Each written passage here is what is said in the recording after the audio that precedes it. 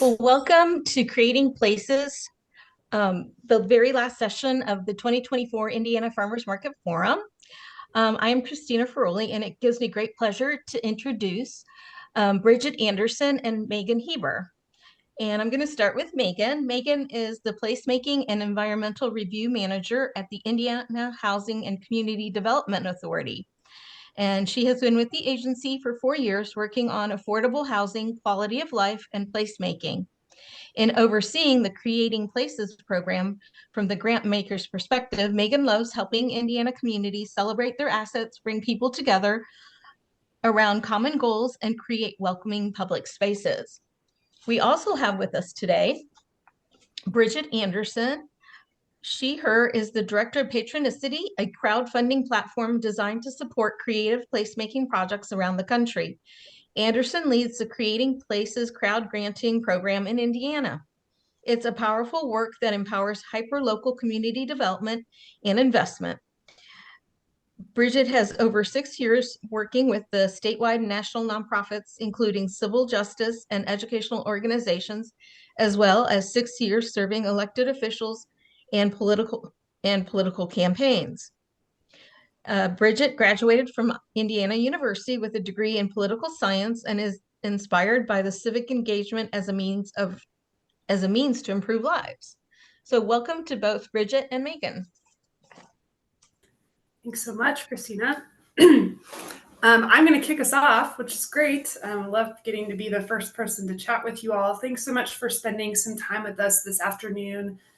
Bridget and I are excited to chat a little bit about the Creating Places program, which is a really cool public-private partnership that we get to kind of tag team and have seen a lot of success across Indiana. And Patronicity also works in other states around the country too, as I heard in the beginning that maybe there's some folks joining us from out of state. So I represent IHCDA, which Christina so kindly said is a very long mouthful, the Indiana Housing and Community Development Authority. We're the statewide agency on housing, so most of our work involves the development of affordable housing options for Hoosiers. But other than providing housing opportunities, we also have some really great programs that really speak to quality of life and strengthening communities. And I get to be lucky enough to oversee one of those main programs, which is the Creating Places program. Just to tease your appetite a little bit, here's some really cool photos of projects from around the state. We started the program back in 2016, a little bit before my time, actually. A little bit before Bridget's time also. She's been with the program a lot longer than I have. But we started the program with the intention of garnering local support for projects and then pairing that with state-funded match grants. So you can kind of get a sense of all those different kinds of projects. And Bridget and I work together. So Patronicity is a place-based crowdfunding model, which is the idea that people will raise funds in their community and have a set goal of what that funding looks like. And then IHCDA will come alongside that community and match those funds dollar for dollar. So that's where the kind of the mindset behind the program came from. And the next couple slides, I'm just going to give a kind of a broad overview of the eligibility. There's kind of a lot here, so we can definitely untangle it at the end if you have further questions. We also have some really great materials that kind of outline the program. We realize with the crowdfunding and some of that other stuff, it makes it a little bit complex, but what's unique about this program is that we try to reduce a lot of the typical things that you would need in a grant program, as far as a hefty application, meeting a lot of federal requirements. For instance, this is a state-funded program, and so we don't have as many requirements as your typical grant program. And we serve very small communities and large communities. So just right off the bat, those that are eligible to apply are local units of government and 501c3 or C4 organizations. I'm sure a lot of you represent kind of that nonprofit space. You can also have a fiscal sponsor if you yourself are not a 501c3 or C4, if you have a community foundation, a Main Street organization, or something like that would be willing to sponsor you. Our main thing with this program is we want to see space that's underutilized, vacant, maybe not being used to the best capacity of what it could be used for, and transforming that into something that the public can utilize and that everyone has access to. So some ideas behind that, we have streetscape beautification, public plaza, activation and development, canoe liveries, river walks, parks, playgrounds, specifically community farmers markets, which is why we're all here today. We've seen a lot of really great success in people coming together to start farmers markets or to expand them. And it doesn't even have to be just a farmers market. It could be any type of kind of public market that provides local people to sell their goods. We've also done a lot of like pop-up retail and incubator space type spaces. So if you're thinking about starting a farmer's market, expanding your farmer's market, or potentially want to activate some space near your farmer's market to maybe provide public plaza for people to sit and enjoy the market fully, those are the kind of projects that we fund. So to give you a sense of how the program works, we have folks build a campaign page on the Patronicity website. Bridget's going to talk a little bit more about the crowdfunding element of the program, but folks build a campaign page on the Patronicity website. They set a goal, which I'll highlight in a moment. And if you meet that goal, then you receive a match grant from IHCDA dollar for dollar. So if you set a goal of $10,000 and you raise $10,000, IHCDA will give you $10,000. So you'll get $20,000 total. From the time that you receive the grant funds from us, you'll have 1 year to complete your project. So that just gives you a sense of kind of the size and the scope of what we're looking for when it comes to projects. We want kind of those fast moving, quick community projects that'll have high impact. If you have a larger project, maybe we'll be the last dollars in. We don't necessarily want to fund a small piece of a project that's going to take 10 years to complete. We would rather come in at the end and maybe help polish the last bits of your project or something like that. We do have a preference for projects in walkable, easily accessible locations, specifically places that really capitalize on your community's identity. And as people who are involved in farmers markets, you know that those are oftentimes like the busiest, highest traffic, coolest parts of your community. And so really fit that mold already. As far as just other small approvals that we require as part of the program, we do require approval from the State Historic Preservation Office, SHPO, if you were in a historic district. But the great news is that I walk you through that process. I'm in charge of that. And so if for some reason your market or your ideas falls within a historic district, I can take care of that approval for you. And then projects in floodways might require some additional approvals as well. And I already sort of mentioned the budget, but we see projects raised between $5,000 and $50,000. So that means that your total project budget has to have a minimum of $10,000 and a maximum of $100,000. That's because IHCDA will match whatever the goal amount that you raise. It's important to note that if you do not meet your goal within 30 or 60 days, depending on how long you want to run your campaign, you do not receive the match funds from IHCDA, but you do still receive the funds that you fundraise. And like I mentioned, Bridget is going to get a little bit more into the crowdfunding, but the cool elements of the whole idea behind crowdfunding is it really brings a lot of people together around a community project in their communities, and then we get to pair that with state dollars.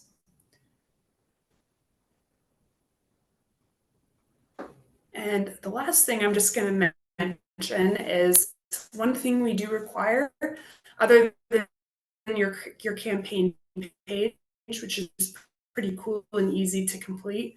And we'll show you some examples. Unlike a lot of other grant programs where you might have a lot of requirements before you are able to get those grant funds, we just want to have a sense of what you're going to be spending the money on. So how much money do you need to complete the project? You would list in your expenses and estimated costs. And then if you have a project that's more than $100,000 in scope, we just want to see the other dollars that you are planning to invest in that project be secured prior to launching your campaign? So, as Megan alluded to, crowdfunding is this process of getting community support for a specific project in a set period of time. We always say at Patronicity, the crowd comes before the funding. The idea that individuals should have a financial stake in the space that you're going to create or transform is not only just a best practice, it's not only some kind of requirement for the grant, but we know that people will feel more connected. We can build more relationships. They take ownership and pride in the space. So this cool partnership really is rooted in the idea that we at Patronicity believe individuals in their community should be patrons in their city. This example is from the Ypsilanti Farmers Market in Michigan. It's kind of where we at Patronicity started. But because granting partners like IHCDA want to help remove the barriers to creating and transforming space, that we can provide the support you need to get the crowd to support your project. So why crowdfunding? One, it's really great tool. It's a simple way to reach more people. People can easily donate online. You can quickly and easily share it as well. And then the other thing that we think is most helpful, we at Patronicity guide you throughout the process. So we support IHCDA in helping prepare you to raise the funds you need, in addition to making sure you meet IHCDA's qualifications for the grant process. So if you don't have any crowdfunding experience, great. If you have a ton of fundraising experience, great too. We're going to meet you where you are to help you define what you need to fundraise. So like we mentioned, we will help guide you through the application process. The application is actually just building your crowdfunding campaign. As Megan mentioned, we do need to review some other things, but we in Patronicity will help do that for you. And we also have resources to help you get an idea of where the money is going to come from in your community or in your network. So one of our most helpful tools is a document called the Crowdfunding Strategy Guide, which I'm happy to share with all of you.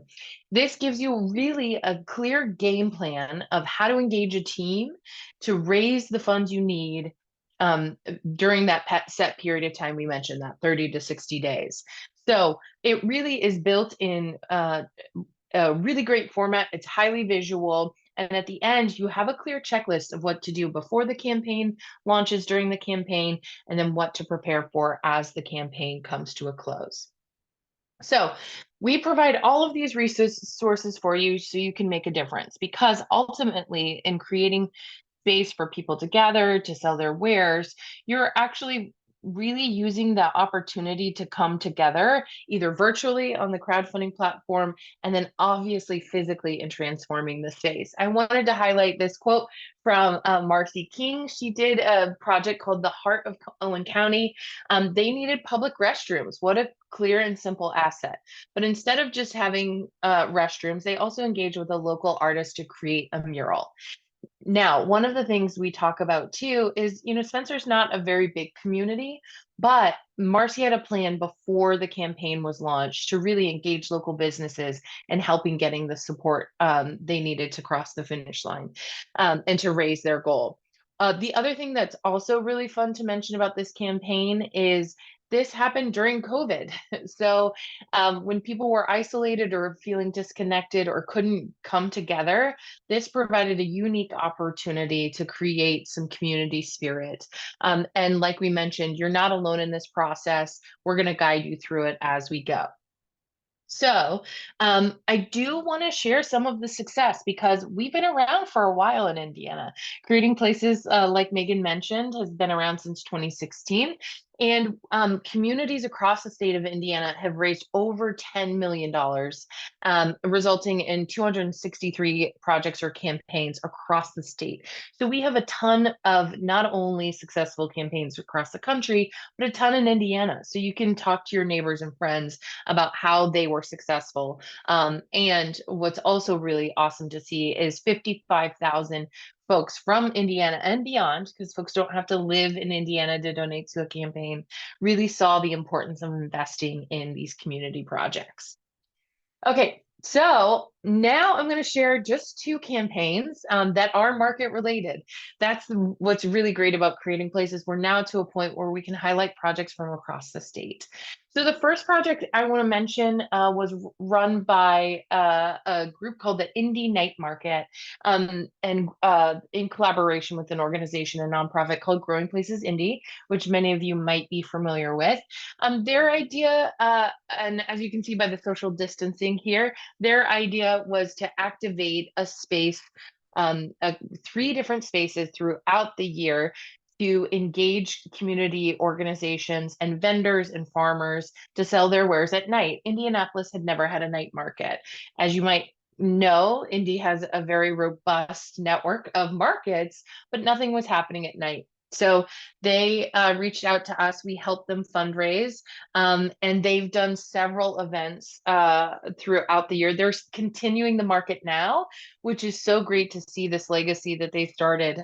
So you can actually visit their website and sign up to their newsletters to get word of the market. But we really helped them fund the spaces that they needed to transform, even temporary ones, highlighting this chef in the corner, a vegan chef who has a really great story about just finding the opportunity to be part of the indie night market. Victoria Beatty, who ran that campaign now as a small business owner, and she has a plant business. So we really are just looking for folks who want to bring community together to create and transform space. They used a kind of empty convention space, and then they brought the market outside. They've done several other outside markets, and they brought people from around the state, and specifically in Indianapolis, giving vendors an opportunity to reach more people. So that was the Indie Night Market. And then I want to share another favorite. This is the Richmond Winters Farmers Market. So I don't know if Richmond folks are on the phone, but the Richmond Winters Farmers Market really used this empty building. If you've ever been to Richmond, this is the Sargonet building.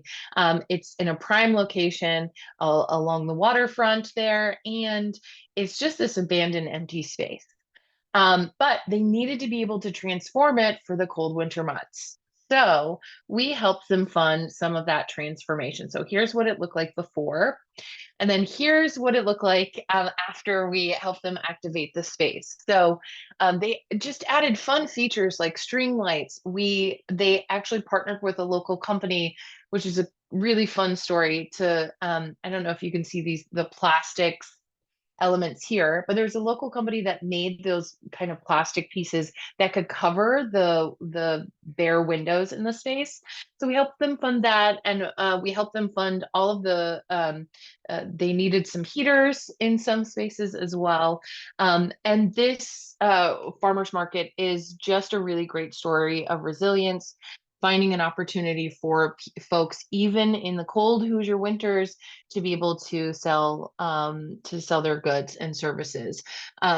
And in both cases, so in the Richmond Winters Farmers Market case, the farmers market was already a really robust, very well connected vendor network. With the Indie Night Market, they were really they had some ideas for vendors, but they really had to kind of start off from a blank slate. So as you can see, we can meet you where you are. It would be awesome if everybody had like this great abandoned old building, but you can do a farmer's market anywhere, right? So anywhere within reason, I guess I should say, with permission and making sure it's safe. But these kinds of projects really speak to the opportunity with creating places to allow folks to try something new, to do something that, like I mentioned, brings folks together. So that is it for our presentation, but we would love to answer questions, and we can even get in the weeds with other projects. I've dropped in the chat a link to the Patronicity and Creating Places website, so you can even check out projects there. But I am gonna open it up for questions. And I also, as we're chatting, will drop in some of the links to those past projects so you can see them as well. I'm gonna stop sharing for right now. Any questions? All right. Did you drop the link in, Bridget? Because I don't see I it. did. You I want to try to did. send, Oh, drop it? Oh, I there we didn't go. I didn't hit send. I had just typed it. No Sorry worries. about So, you highlighted two markets, which are here in Indiana. Do you have any other cool markets that have been funded or projects that interface maybe with food security? Because we also reach out to Yeah. communities for local food access and helping, that community become more Yep. robust and connecting, making connections to healthy foods. So can you think of any other Yeah. projects that would qualify? Yeah, one of the one of the images we shared was from the Bedford Community Garden Project. This is also we can't pick favorites. We have too many at this point. But I'm dropping a link to it in the chat. So the Bedford Community Garden Project was a collaboration with the Bedford Parks and Recreation. And they actually ended up getting grant funds, and we actually used the sample budget from that project. So what they did was they created, I want to say 32, but now I can't remember the exact number. But they created several like raised beds that community groups and individuals could utilize, and planted trees and flowering gardens in an area that was they did have food access issues. So we've done several garden projects. We've also done pollinator garden projects. We've done an orchard project, which I actually just highlighted on LinkedIn, because that project was adjacent to a school. And they created a comic book about their experience with the Creating Places grant. So we really are open to any ideas and suggestions that folks might have. Um, and we do have the flexibility to entertain any creative ideas for food access. Our platform is, because we've supported projects in other states. I can highlight some of those other projects as well. I mentioned the Ypsilanti Farmers Market. They use Patronicity to support that campaign. So, yeah, if you have an idea of how to support your community to create space, let us know. One of the fun things about creating places is sometimes we get people with wild ideas and just kind of see if it fits.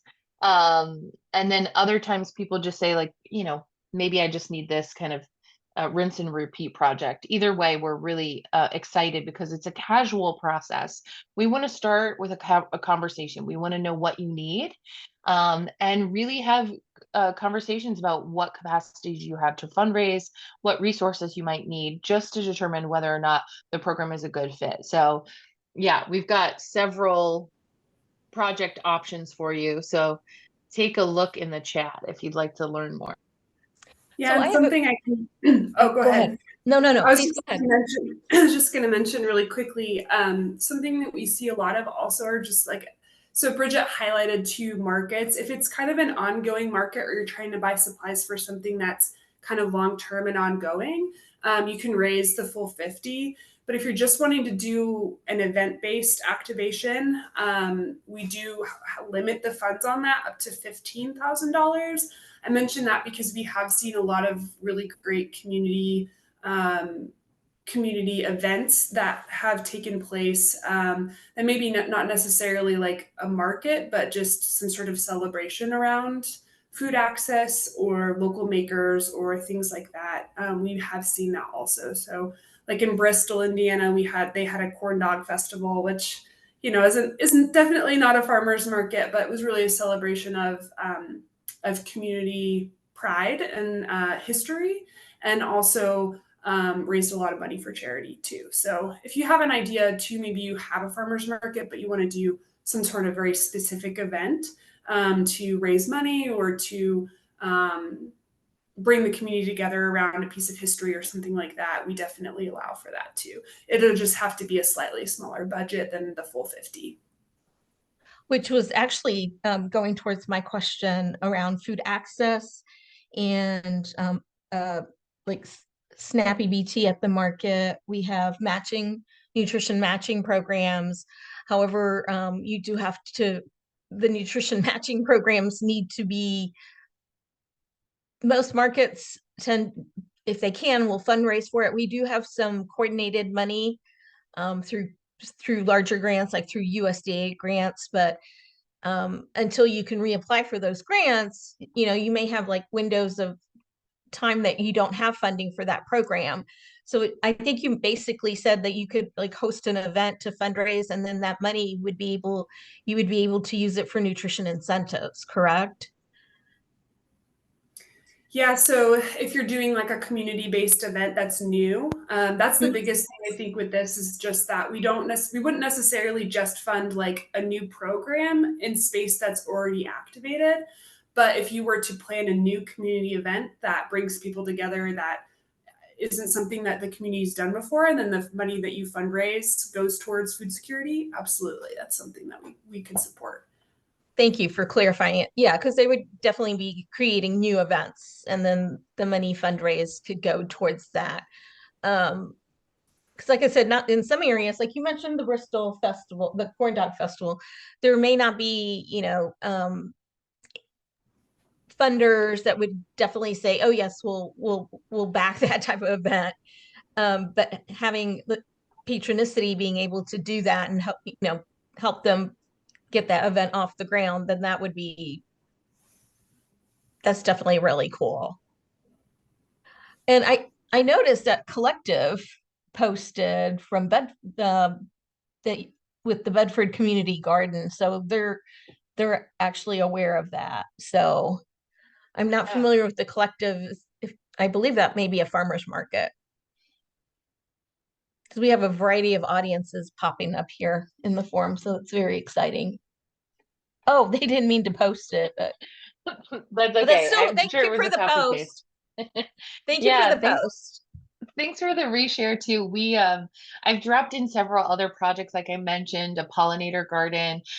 What's really interesting is creating places. We don't have a typical deadline. We're not like a typical grant where, hey, you've got to get your applications in by April. We really want you to decide when you want to fundraise so you can ensure that you're successful, which is really good because for markets, you're going to have busy seasons, right?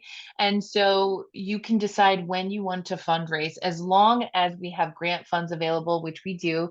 We have plenty. We can meet you where you are. And this really, when we talk about creating places, really just cuts your budget in half. So if the cost of your project is, $20,000, you would only raise 10 on the platform. If you raise that 10, you'd be eligible for IHCDA's other 10. So it really is an opportunity to double that investment. We do have some other guidelines. I just want to let you know about a single donor can't give more than 35% or $10,000 if you aim for the full 50, because we want to see that broad-based community investment. And I'll give you an example. If your goal is to raise 20,000 and you have a real rich friend that'll give you 10, that's not showing that broad-based community support. You can gladly take the money, but we want to ensure that individuals who could participate or use the space have an opportunity to donate, right? So you're going to need some big heavy hitters if you're raising large amounts of funds, but the average campaign donation on our platform is between $150 and $250. So we want you to be able to target as many folks as possible. And then I also wanted to point out this campaign, the community is creating change, our voice, our choice. They created an urban agricultural learning center. So they took an abandoned house and created a space where people could learn how to garden, how to grow things. Again, we really are open to that kind of interesting space transformation that'll allow people to come together. And then if you aren't familiar with, there's a nonprofit in Indianapolis called Big Car. They did a project called Sunny Side Up, where they funded a project called a chicken chapel. Which again is quite funny if you think about it. But again, it shows kind of the opportunity to do something creative in your community. This again is a chance for folks to have access or engage with with chickens. And it's important, especially in urban environments, for people to know and see where their food and resources might be coming from. So who knew that folks might want to get married in a chapel around chickens? Interesting. Totally. I like the pollinator project. That would be something cool that a market, if they had, depending on where they're located, or if there's space available to do that, like to partner with and do something like a pollinator. So I know honey's a big vendors. Honey is super popular. We have a beekeeper in listening in, I believe. And that could be kind of fun for educational purposes too, like a pollinator garden Yeah. as part of a farmer's market. I do know, and I don't think they crowdfunded, but I do know in Fishers, Indiana, they actually have a farm where it's a working farm and people can come on and participate and then harvest. So projects like that would be kind of fun for farmers markets too. Yeah, and the Bedford Community Garden actually did expand the garden to include some hives. Um, you might remember a few years ago there was some legislation about where hives could go, Mhm. and they came in right at the time. So they now have like a beekeepers group that meets at the garden, and that gives them an opportunity to teach more people about bees, and also at the same time it helps the garden be pollinated. So we like to see that kind of diversity of elements in a space as well. And then since we're talking about farmers market, so if you need space outside the market for people to gather or to eat or to sit, this project, I know earlier we heard some folks from South Bend were on the line or were talking, and this project outside the South Bend Civic Theater, they really tried to activate this plaza as additional exterior space. And this is something that you could do if you already have a great space where the market's held. If there's an empty parking lot beside it, we can definitely help you purchase shade sails and seats and benches and lighting so that people might, after they grab their goods from the market, have a place to sit and eat. So we, again, the potential is almost limitless when it comes to how we could engage with these markets. That's kind of cool. I like that because that's one thing that I know markets struggle with, especially if if they're on parking lot, asphalt areas, concrete, heavy concrete. And that could be just down city streets. Um, uh, it is it is more difficult and challenging when the temperatures go up, as opposed to markets who are like hosted at parks and recs departments. So, yeah, that would be one way to help mitigate that heat factor. That's kind of cool. I like that, Bridget. Thank you. I also think of too, we're always like something that Bridget and I talk a lot about is just the fact that sometimes activities are so seasonal in Indiana because, it's cold for half of the year. And so if you're thinking about like, hey, we have a great summer farmers market and we want to think through how to creatively activate our space in the winter time, that's definitely something that we can think through too. We've had a couple of kind of more seasonal markets that have, people are really into like Christkindl markets and things like that. But Oh, if you yeah. want to try to do sort of a winter marketplace that maybe isn't necessarily focused on,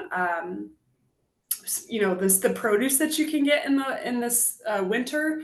You wanted to more focus it on like crafting or gift giving or things like that. We definitely want it to be not necessarily like specifically holiday themed, but if it's something that like could take place in the winter, if you want to try to think through, we can always help ideate if you're like, we really would love to do something to get people out. We can definitely help ideate with some cool ideas. There's been a lot of Patronicity's done specifically a lot of really cool work on like how to make winter spaces engaging and make people feel warm and welcome even in the cold. So if that's something that you're interested in also. I know we had a question from Lexi. Bridget, maybe you can speak to this. The ideas, I think a lot of our campaigns actually use really creative giving levels. We do require that as part of your campaign page. And so it's really fun to think of a theme, giving levels that go along with your theme. But that's something that your community will really engage with, especially if they get kind of some fun perks. They get to be a part of, groundbreakings and openings. That can make people feel really, really a part of the process and feel like they're making a really big impact. And so, I think Big Car is a community of artists. And so they're just naturally incredibly creative. And so you can actually look at some of their other campaigns too, if you want to. I'm sure they just recently did kind of more of a water access project where they activated some space to try to get people more intentionally, notice a creek that's by their property and engage with that space. You can check out some of their other campaigns. We can maybe put a few of those in as well. Or Bridget, if you have any other ones that were really creative, I don't know if you can think of any off the top of your head. Yeah, it's getting harder to think of them because we have 260, but I will say tapping into local culture or history when you're coming up with both names and giving levels are particularly meaningful. One project we did called the Oki Alley mentioned Shinzu Oki, who had the first soy factory in Indiana, I think maybe in the US. So some of the things that are best practices are really just trying to identify history and culture in the space. Even just looking up what was there before can be really impactful. When it comes to giving levels, we have a ton of ideas, like Meagan said. I really think naming rights and then are particularly helpful, especially at those larger corporate levels. Like, you could name a bench or a chair after an entity that's going to support it. But one other thing I always recommend is intentionally planning to celebrate the project's success in the giving level. So plan to have a donor only event to reveal the space. Plan to, if you use artists or like meet the farmers events, like you can get really creative to ensure that the incentives that you're creating for people to donate won't be a huge ad for you, but might be an opportunity to create more community. So those are just a couple off the top of my head, but we can go on. But to play off of what you just shared, I mean, farmers markets can host events to honor some of what you just shared, like historical figures. And these are all new events that they're creating to build place and community. I don't know if you realize, but I did a session on data this morning, and I talked about data and how you can use it to show your impact within your community. So it's very appropriate.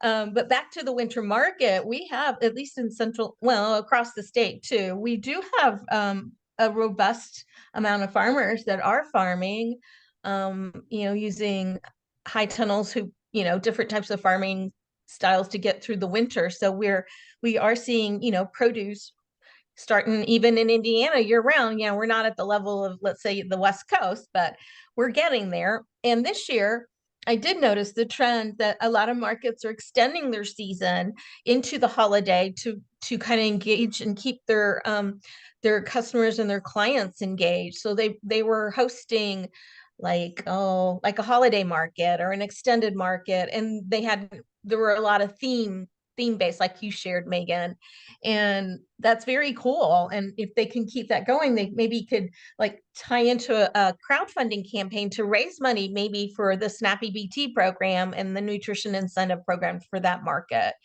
There's just a lot. Or we had a session on Power of Produce, which is a children's based program. And a lot of times it's hard to find funders but I think that would be fun to host an event to raise money to run the Power of Produce at the market. And that's like a double win, because Ashley with the YLNI market and Nancy with Yorktown shared that brought people into the market by just giving out the tokens to the kids to come and spend. Like they would have 200 kids at the market. So there's that multiplier effect that you could have with this whole project. That's right. Tell me about the Peace Garden. Yeah, the Peace Garden and Community Rocks, it's an organization called Rethink in Terre Haute. If you haven't heard of them, they're doing really great work about recycling and access. So the Peace Garden, was really just an opportunity to continue what they had done with the Community Rocks Garden. They wanted to paint a bunch of rocks and like vegetables because they're in a community where food access is an issue. So they wanted an opportunity to highlight what they were doing in the gardens while also being creative and fun. And I do think, one of the great things about this program is if you have a project that's really large in scale, you can kind of pick small portions of it to fund first. We always say pilot is process. So if you just want to try something that is an event and it's, under that 10,000, you could definitely start a campaign. And then if that project is successful and completed, then you can come back to the grant program for another round of funding. A lot of folks find a little comfort in that. So they kind of choose smaller, more tactical projects just to get them started. And then the other project I wanted to mention is the Hanover Community Garden. Christina, you made me think about it because they engaged Hanover College students and helping them build the garden. So they were smart in tapping into even just the temporary access of having connections to students to really grow and expand their space as well. I'm happy to add that link in. There's a comment from Mark, and he said, I do appreciate just listening to the big picture ideas. It expands our perceptions to expand our capabilities. So truly appreciated. Thank you, Meagan and Bridget. But I think a lot of these ideas are definitely open and available to farmers markets. And I love you sharing that you can take on a smaller project and then continue to build on. The Indie Winter Market was very, very cool. And I'm hoping they'll continue it.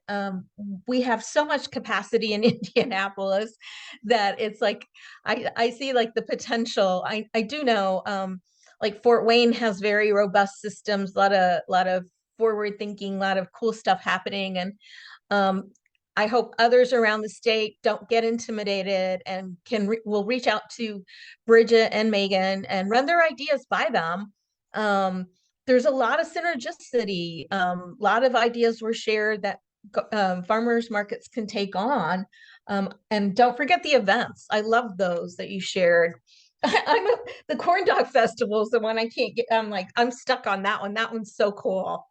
I We get totally stuck love on that. it too. We get stuck on it too. It was so fun and so exciting to see. And again, we really want this to be a capacity booster and for you, because what we know is sometimes when people hear about this kind of campaign, they'll continue to invest in these kinds of projects. We have some data that shows they feel more connected to maybe that sense of place that was transformed, but might even feel more connected to you as an organization. And it, for a lot of smaller organizations that don't have capacity to build a whole website or to manage a database of donors, we can be that foundation for you. So you do have like a nice list of folks who want to support you, and then you can continue to grow that list and engage with those folks. We see a lot of smaller nonprofits benefit the most from working with Creating Places because it really gives them the momentum they need to create the change that they want to see and make an impact quickly. Thank you. I was going to ask you about that and how like a farmer's market or a nonprofit or any of the groups that are on can interact with you. And I think you kind of touched upon that. Do you want to share other thoughts about how some of our participants can reach out to you and what it would take? Yeah, so you can easily go to patronicity.com/creating places, click apply now to start a page. You can start playing around with the page. Again, that serves as the application at any point. You're under no obligation to move forward. You can start that process. You can also email me, Bridget@patronicity.com. You could also email Meagan. But if you email us or reach out to us, even via phone, I'm gonna schedule a phone call so we can deep dive and we can get a feel for what you need and how we can support you. So there's a ton of ways. You can also follow both IHCDA and Patronicity on social media. And we can also, if you're a little nervous to get started, we're happy to connect you to past project creators, folks in or near you that have already ran a campaign. So lots of different ways. I'm going to drop my email in the chat as well. Does anybody have any questions? Bridget's probably the best person to start with, but sorry, go ahead. No, go ahead. I just want to make sure people don't feel shy. Go ahead, Meagan. I was just saying, if you're welcome to email me. Also, you can email us both at the same time. Totally up to you. But Bridget, if you're wanting to like get started on a campaign, she's going to be the best person to reach out to. So awesome. Well, does anybody have any questions? I know Bridget and Meagan did an amazing job in presenting. I've got a lot of thoughts. I definitely want this to continue this conversation and explore different possibilities. And if people have any questions, feel free to reach out to me, and I will help you make contact with Bridget or Meagan, or just reach out to them. I've met with them on other projects and thoughts and ideas, and they're wonderful. So don't feel shy. And thank you so much for the time. We appreciate sharing the opportunity. We love the work that you're doing and the impact it's making in our state. So we're happy to support you. And Christina, I'll follow up with the program guidelines and the strategy guide, like I mentioned, so folks are empowered with even more information about how to work with us. And if you share your presentation and those resources, I'm going to figure out a way to put them on our website so everyone can have access to them. So that was definitely the big question of yesterday and today. So thank you all. I think we're pretty close to the end. So I appreciate both of you, Meagan and Bridget, for sharing your time, talent, and we look forward to more projects with Patronicity and creating place. Yeah, we'll just keep continuing to build the infrastructure and to create a more robust local food system and many more farmers markets that have happening events and just cool communities, basically. So thank you all. And thank you all for participating. Please take a minute to complete the survey for us.